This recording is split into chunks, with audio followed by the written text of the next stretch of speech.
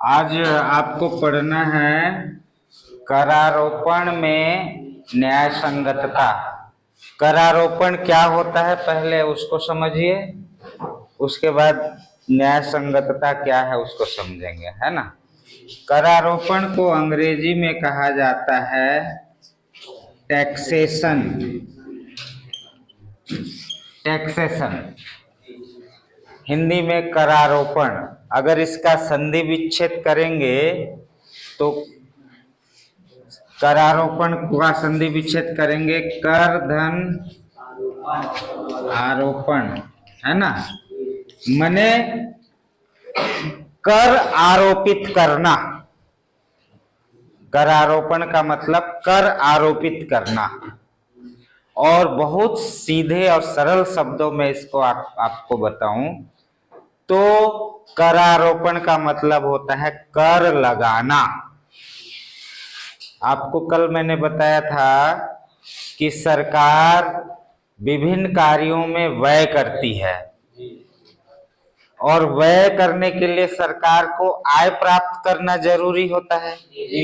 और सरकार के आय का प्रमुख स्रोत क्या है? टैक्स। हिंदी में टैक्स को क्या बोलते हैं? कर। तो सरकार जनता से कर लगाती है, जनता के ऊपर। तो जनता पर सरकार जो कर लगाती है उसे ही करारोपण कहा जाता है। समझ में आ गया होगा आपको। करारोपण का मतलब सरकार द्वारा जनता पर जो कर आरोपित किया जाता है, कर आरोपित किया जाता है मतलब कर लगाया जाता है, उसे ही करारोपण कहा जाता है। सरकार द्वारा जनता पर लगाया जाने वाला कर करारोपण कहलाता है। समझ गए? अब अगला शब्द क्या है? न्याय संगतता। न्याय संगतता मतलब कर को जब सरकार लगाती है तो वह उचित होना चाहिए, दबाव पूर्वक नहीं होना चाहिए। जो कर दे सके उस पे कर लगाना चाहिए। जो गरीब वर्ग है, जो मुश्किल से 2 वक्त की रोटी का जुगाड़ कर पाता है, उस पे कर लगाने से उसको तो तकलीफ होगा ना जी। तो न्याय संगतता का मतलब कर का भार उस पर पड़ना चाहिए जिसका कंधा मजबूत हो। मजबूत कंधे पे कर का भार ज्यादा पड़े, कमजोर कंधे पे कर का भार कम पड़े। मजबूत कंधे का मतलब यहाँ पर कंधा नहीं, जो अधिक धन संपत्ति वाला व्यक्ति है उस पे कर का भार ज्यादा पड़ना चाहिए, और जो गरीब वर्ग है उस पे कर का भार कम पड़ना चाहिए। यही तो न्याय संगतता है ना। न्याय संगतता का मतलब उचित, है ना। अन्यायपूर्ण नहीं होना चाहिए कर। मान लो सरकार ये कह दे कि देश की सारी जनता को हर साल 1000 रुपए टैक्स देना पड़ेगा, तो क्या ये न्याय संगत है? अमीर वर्ग के लिए, जो करोड़पति हैं, अरबपति हैं, उनके लिए 1000 रुपए कुछ भी नहीं। लेकिन जो गरीब है, जो मुश्किल से अपने लिए रोटी का जुगाड़ कर पाता है, क्या वो 1000 टैक्स के रूप में दे पाएगा? तो इसे न्याय संगत नहीं कहा जाएगा। न्याय संगत का मतलब ये है कि जो धनी वर्ग हैं उन पे टैक्स ज्यादा लगे, जो मीडियम वर्ग है, मध्यम वर्ग जिसको कहते हैं, उस पे टैक्स कम लगे, और जो गरीब हैं उनको टैक्स से फ्री हो, टैक्स से आजादी मिले। बल्कि अमीरों द्वारा दिया गया टैक्स से गरीबों को कुछ मदद या राहत मिले, ऐसा होना चाहिए। यही न्याय संगतता है। ठीक है, तो आप, मुझे उम्मीद है आप समझ गए होंगे करारोपण किसे कहते हैं, और करारोपण करते समय न्याय को ध्यान में रखना जरूरी होना चाहिए। ऐसा कर नहीं लगाना चाहिए कि किसी पे अन्याय हो जाए, किसी पे ज्यादती हो जाए, किसी पे दबाव हो जाए, है ना। कर लगाते समय इस बात का जरूर ध्यान देना चाहिए कि कर देने वाले को आसानी हो कर देने में, अपनी सुविधा से कर दे सके। ठीक है, तो ये मुझे उम्मीद है ये आप समझ गए होंगे। अब नेक्स्ट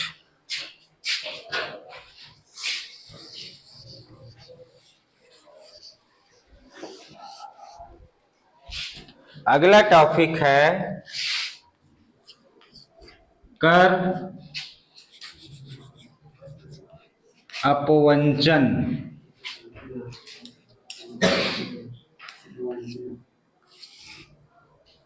कर अपवंचन को कर अपवंचना भी कह सकते हैं। आपके किताब में कर अपवंचना लिखा है, उसे कर अपवंचन भी लिख देगा या कर अपवंचना भी लिखेगा, मतलब दोनों का सेम है ना। और दोनों का मतलब सेम है तो मतलब क्या है? मतलब इसका ये है, कर अपवंचन का मतलब कर की चोरी। कर अपवंचन का मतलब टैक्स की चोरी। आपने मोबाइल की चोरी, पैसे की चोरी, घड़ी की चोरी, घरों में सोने चांदी की चोरी सुना था ना। करों की भी चोरी हो सकती है क्या? आपने कभी पहले सुना था? कर अपवंचना या कर अपवंचन दोनों एक ही बात है ना।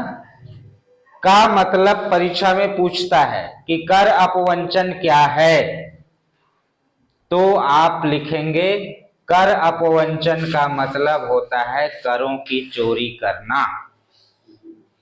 ठीक है, अब मैं आपको बताऊंगा कि करों की भी चोरी होती है और लोग कैसे चोरी करते हैं। सबसे पहले समाज में बहुत सारे वर्ग रहते हैं, इसको समझ लीजिए।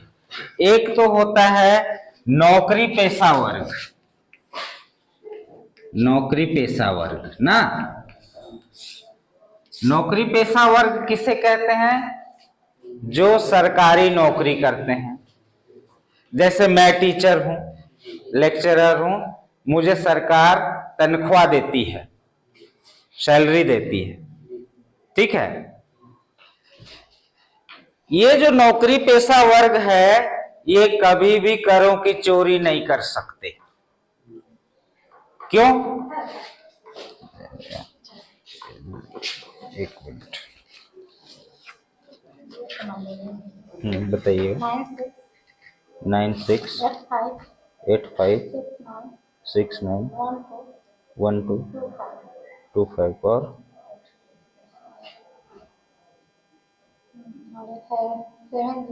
70671154। ठीक। नौकरी पेशा वर्ग करों की चोरी कभी नहीं कर सकता, क्योंकि आपको पता होगा कि ये नौकरी करने वाले लोग किसकी नौकरी करते हैं? सरकार की। और उनको वेतन कौन देती है? सरकार। तो अब जैसे मैं नौकरी करता हूं, क्या मैं झूठ बोल सकता हूं कि मेरी आमदनी कम है और मुझे टैक्स मत लगाओ? बोल सकता हूं क्या? नहीं। क्यों नहीं बोल सकता? क्योंकि जो मुझे वेतन देती है गवर्नमेंट, उसको तो पूरा चीज पता है कि मेरी आमदनी कितनी है। वही तो मुझे वेतन देती है, मैं उसी से क्या झूठ बोलूंगा। अर्थात नौकरी पेशा वर्ग अपनी आय को छुपा नहीं सकते और वो करों की चोरी नहीं कर सकते। समझते जाओ स्टेप बाय स्टेप। दूसरा होता है कृषक वर्ग। कृषक वर्ग, सरकार किसानों के उत्पादन पे कोई टैक्स नहीं लगाती है। किसान चाहे कितना भी कृषि उत्पादन कर लें, धान चावल गेहूं मूंगफली अनाज उत्पादित कर लें, सरकार उन पे टैक्स नहीं लगाती। किसानों पे टैक्स नहीं लगाती, क्योंकि किसान जितना उत्पादन बढ़ाएंगे देश का उन्नति उतना ज्यादा होगा। इसलिए ये टैक्स फ्री होते हैं। ठीक है। अब एक वर्ग आता है आपका व्यवसाय, व्यवसाय वर्ग ना। ये जो बिजनेसमैन वर्ग हैं, अक्सर करों की चोरी उद्योगपति और व्यवसायी वर्ग करते हैं, क्योंकि इनकी आमदनी का उचित तरीके से हिसाब किताब सरकार को पता नहीं चल सकता है। ये अपनी आमदनी को छुपा भी सकते हैं। नौकरी पेशा वर्ग नहीं छुपा सकता, किसानों को टैक्स लगता नहीं है, व्यवसायी और उद्योगपति ही अपनी आय को छुपाते हैं। ये अपनी आय को सही सही सरकार के पास नहीं बताते हैं। इनकी आमदनी रियल में, वास्तविक में जितनी होती है वो उसको कम करके बताते हैं, और जितना टैक्स उनको गवर्नमेंट को देना रहता है वास्तव में उतना टैक्स वो गवर्नमेंट को नहीं देते हैं। चूंकि ये जितना टैक्स देना रहता है उतना नहीं देते हैं, इसी को कहते हैं कर अपवंचन या कर अपवंचना या करों की चोरी। कभी कभी तो व्यवसायी वर्ग अपनी आय को, जो बिजनेस से आमदनी मिली रहती है, उसको मैं कृषि से आमदनी पाया हूं ऐसा कह देते हैं। ऐसा कहने से क्या फायदा होता है उनको? कृषि पे होने वाली आमदनी पे सरकार टैक्स नहीं लगाती है, तो बिजनेस से होने वाली आमदनी को भी वो कृषि से मेरी आमदनी हुई है ऐसा शो करते हैं गवर्नमेंट के पास, और करों को देने से बच जाते हैं। ये मैं सभी बिजनेसमैन के लिए नहीं कह रहा हूं, कुछ बिजनेसमैन ऐसा रहते हैं, है ना, जो करों की चोरी करते हैं। हमारे देश में अच्छे अच्छे ईमानदार बिजनेसमैन और उद्योगपति भी हैं जो प्रॉपर तरीके से करों को गवर्नमेंट को देते हैं ईमानदारी पूर्वक। परंतु मैं जो कह रहा हूं वो सबके लिए नहीं है। कुछ लोग करों की चोरी करते हैं, और करों की चोरी को अर्थशास्त्र की भाषा में कर अपवंचना कहा जाता है या कर अपवंचन कहा जाता है। ठीक है।